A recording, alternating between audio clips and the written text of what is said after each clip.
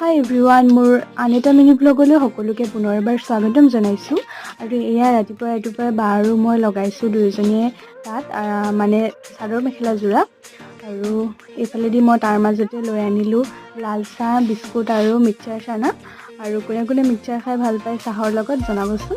আৰু এইফালেদি মই দুপৰীয়া সাজটোৰ কাৰণে লৈছোঁ কচু, আৰু তাৰ বাবে লৈছোঁ মই এটা পিঁয়াজ, দুটা আলু আৰু আদা নহৰু পেষ্ট আৰু জলকীয়া দুটা আৰু তেজপাত এখিলা।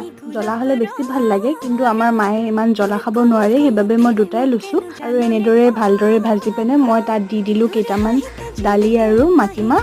দালি আৰু মাটিমাহ দি দিলে আঞ্জাখন অলপ মিঠা মিঠা টাইপৰ হয়, সেইটো কাৰণে ভাল লাগে। এইফালে মই বনাব লৈছোঁ সৰু মাছৰ ভাজি, আৰু একদম চিম্পুলকৈ বনাইছোঁ। এইফালেদি মোৰ কচু শাকো ৰেডি আৰু এইফালে মাছো ৰেডি। এই ঠাণ্ডা দিনবিলাকত ইমান হাত ভৰিবিলাক ড্ৰাই হৈছে, আৰু সেইবাবে অলপমান যত্ন লৈছোঁ। আৰু আজিলৈ বাই বাই।